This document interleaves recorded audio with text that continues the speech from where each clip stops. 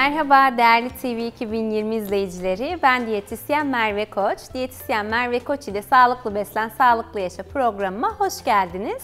Bu haftaki programımın konusu son dönemde gündemimizden düşmeyen tohumlardan biri olan chia tohumu. Chia tohumuna değinmek istiyorum. Çünkü bu tohumun sosyal medyada sık sık karşımıza çıkması aslında tesadüf değil. Birçok bireyde de hatta chia tüketmezsem ben zayıflayamayacağım mı? Chia beslenmemde olmazsa olmaz mı? Diyetlerime ne gibi sıklıkla eklemeliyim? Chia tohumunu nasıl tüketmeliyim? Ve miktarını ne kadar tüketmeliyim, hangi dönemlerde daha fazla miktarda tüketmeliyim gibi sıkça karşılaştığımız sorulara genel olarak değinmek istiyorum sizlerle birlikte.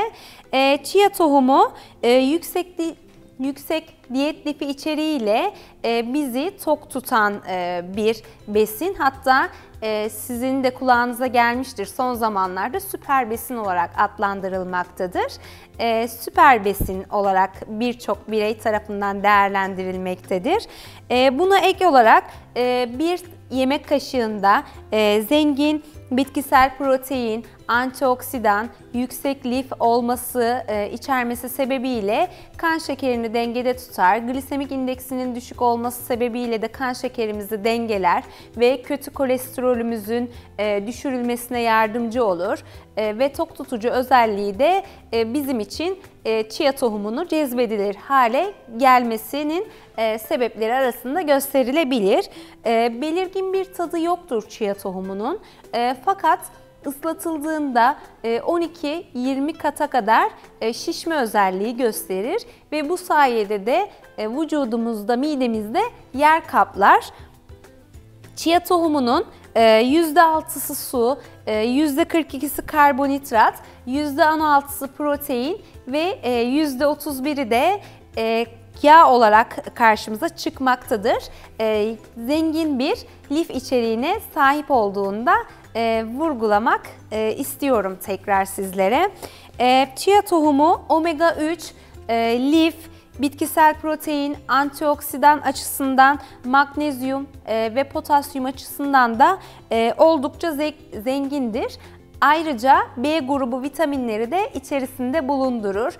Tiamin, riboflavin, niasin ve folat gibi B grubu vitaminlerinden de zengin bir kaynak olarak gösterebiliriz. Ayrıca fosfor ve manganez içeriğine de sahiptir bu süper besin bizler için.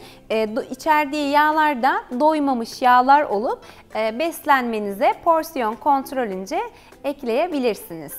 Peki chia tohumu hangi hastalıklara iyi gelir? Tip 2 diyabet, yüksek tansiyon ve depresyona yararlı olduğu ile ilgili yapılan çalışmalar mevcuttur. Fakat bilimsel olarak kanıtlanması için de bu çalışmaların daha da artırılması gerekir tabii ki. Cilt sorunlarına iyi gelmektedir chia tohumu. Cilt kuruluğuna ve akne gibi yaşanılan bazı özel dönemlerde de cilt sağlığına iyi gelmektedir. Bu süper besin içeriğinden dolayı da bağırsak hareketlerinin de düzenli olarak sağlıklı kalmasına yardımcı olmaktadır. Zayıflamak için yardımcıdır. Bu noktada da ilk başta anlatırken de bahsetmiş olduğum gibi şişmesi özelliği sebebiyle midede hacmi çoğalarak yer kapladığından dolayı tok tutmaya yardımcıdır ve açlık krizlerini önlemeye de yardımcıdır. Peki kimler chia tohumunu kullanamaz? Kimler kullanmasa daha iyi olur bu dönemde? O noktaya değinmek istiyorum. Hamile bireylerde önermiyoruz chia tohumunu. Bağırsak hareketliliğini artırdığı için çok fazla tüketildiğinde de ishal durumu ve karın ağrısı gibi semptomlarla karşımıza çıkabilir. Kan sulandırıcı kullananlar için kan sulandırıcı etkisini artırdığından bu gibi özel durumlarda da tüketmeyi önermiyoruz. Kıvamından dolayı yutma zorluğu yaşayan bireylerde de tüketilmesini önermiyoruz. Peki ne kadar tüketmeliyiz bu süper besini? Günlük yaşamımızda ne gibi besinlerle ekleyerek tüketebiliriz ve ne kadar tüketebiliriz? Günlük tüketeceğiniz 2 yemek kaşığı chia tohumu yeterli olacaktır sizler için. Çorbalarda tercih edebilirsiniz, salatalarda, yoğurtlarda chia kürleri yapabilirsiniz kendinize. Detoks sularınızın içerisine ekleyebilirsiniz. Aslında ilk olarak karşımıza sosyal medyada chialı pudingler olarak karşımıza çıkmaktadır. Ve sadece böyle chialı sular olarak da karşımıza çıktığını görebilirsiniz ve birbirinize örnek veriyorum tavsiyelerde bulunabilirsiniz. Chia tohumunu zayıflamak için yardımcı olduğunu özellikle vurguluyoruz anlatırken. Tek başına bir tadı yoktur.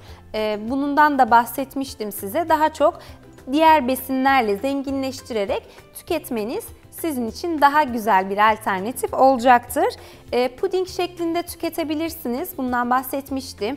Meyvelerle, pudinglerle tercih edebilirsiniz. Salatalarınıza ekleyebilirsiniz ve mesela bir bardak suyun içerisine chia tohumu ekleyerek, içerisine biraz da limon suyu ekleyerek güne başlayarak diyet motivasyonunuzu artırabilirsiniz ve kendinizi daha böyle zinde hissetmenize katkı sağlayacaktır. Ev yapımı granolalarınızın içerisine ekleyerek de besin değerini artırabilirsiniz chia tohumunu. İsterseniz şimdi sizlerle birlikte chia tohumlu tarifler hazırlayalım. Puding tarifleri hazırlayalım isterseniz. Pratik olarak sizin de hazırlayabileceğiniz, sütle ya da yoğurtla değerlendirebileceğiniz puding tarifleri hazırlamaya geçelim. Ve tüketiminden de yine hazırlarken size değinmek istiyorum. Ben de içerisine ne kadar miktarda kullanacağım. Bunları da birlikte gözlemleyelim dilerseniz. Evet, şimdi hemen birlikte hazırlayalım. İçerisine 200 milim kadar olacak şekilde sütümü ekliyorum.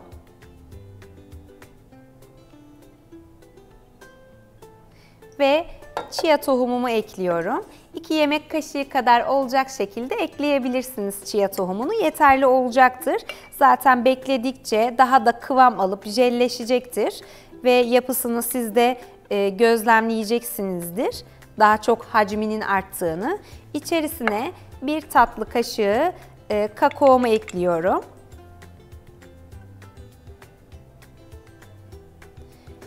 Kakaomu da ekledim içerisine. Kabak çekirdeği ekleyebilirsiniz. Az miktarda kabak çekirdeği ekliyorum içerisine.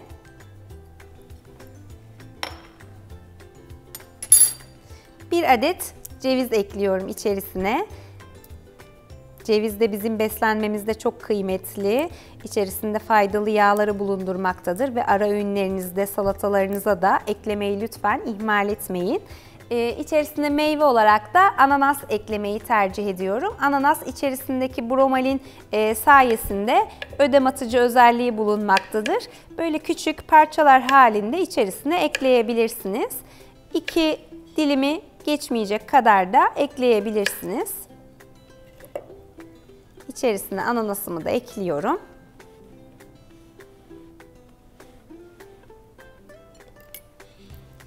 Evet. Bir çırpıcı yardımıyla da karıştırabilirsiniz. Şu anda karışımımı hazır hale getiriyorum karıştırarak. Bu şekilde yapması çok kolay. Aslında puding olarak değerlendirdiğimiz besin bu şekilde. Siz ocakta ısıtarak da sadece sütle, chia'yı ya da balla istediğiniz bir meyveyle tatlandırarak kısık ateşte de yapabilirsiniz. Fakat bu şekilde soğuk olarak da yapabilirsiniz. İyice bir çırpıcı yardımıyla karıştırdıktan sonra pudingimiz hazır hale gelecektir. Fakat hemen tüketmenizi önermiyorum. Buzdolabında en az 4 saat kadar bekletmeniz gerekmektedir. Ya da bir günde bekletebilirsiniz. Şu anda kakaolu, ananaslı, chia'lı pudingimiz hazır. Diğer tarifimize geçelim isterseniz. Evet, şimdi de pancarlı süper bir içecek hazırlayacağız. Chia tohumlu. Pancar da bizim için süper bir sebze. Chia tohumlarıyla da birleşince daha çok süper gücünü artırmış oluyoruz bu anlamda.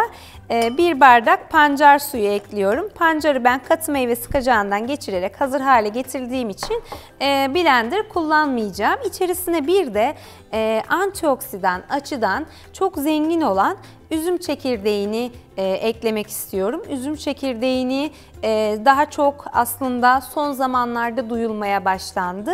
Vücutta iltihaplanmaları giderdiğine yönelik çalışmalar var. Kan basıncını düzenlemektedir.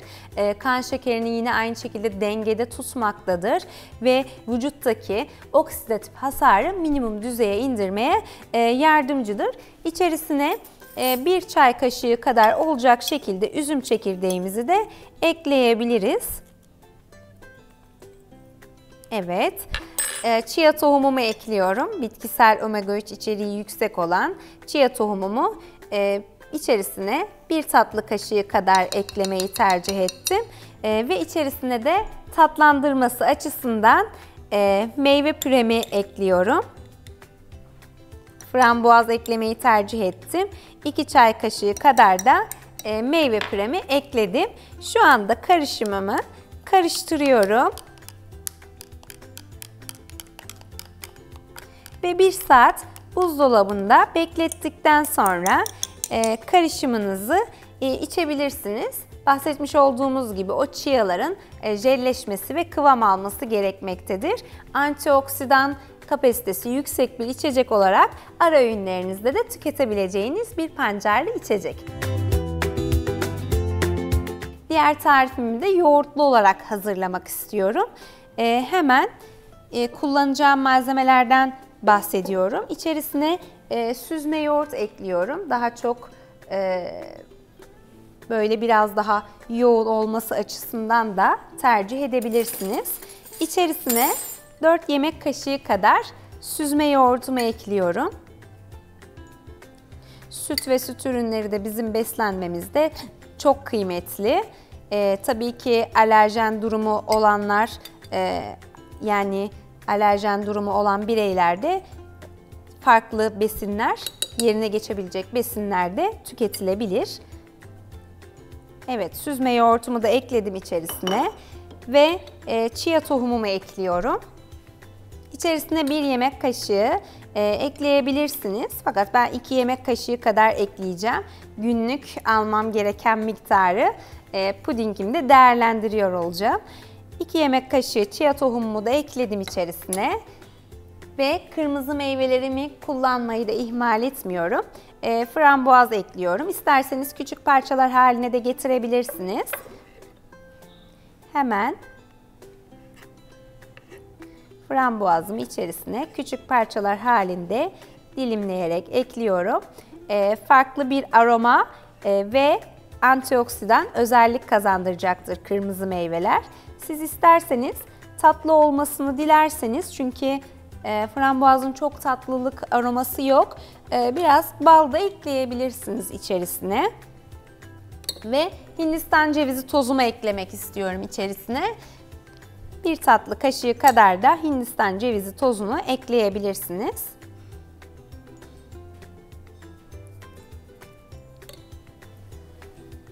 Şu anda bu karışımımı da karıştırarak hazır hale getirdim pudingimi. Yoğurtlu ve antioksidan meyveli, kırmızı meyveli olacak şekilde. İsterseniz üzerine birazcık daha süslemeyi artırabilirsiniz. Farklı meyveler ekleyebilirsiniz. Ben bu anlamda ejder meyvesi kullanacağım üzerine ve besin değerini de yükseltmesi açısından ejder meyvesi de bizim için çok kıymetli bir meyvedir ve içerisinde antioksidanları ve kansere karşı koruyuculuğu etkisiyle bilinmektedir. Üzerine ejder meyvemi de ekliyorum.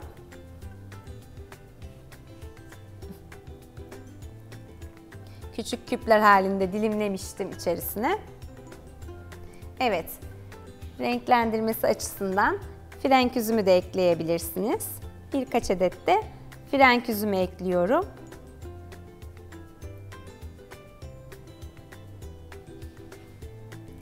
Evet, şu anda 2 pudingim de hazır hale geldi.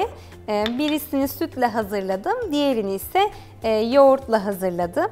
Kakaolu olan ve kırmızı meyvelerle taçlandırdım. Sizin için chialı puding tariflerim hazır. Siz de evinizde kolaylıkla uygulayabilirsiniz bu pratik tarifleri. Umarım sizin için faydalı bilgiler sunabilmişimdir. Diğer programlarımızda görüşmek dileğiyle, sağlıcakla kalın.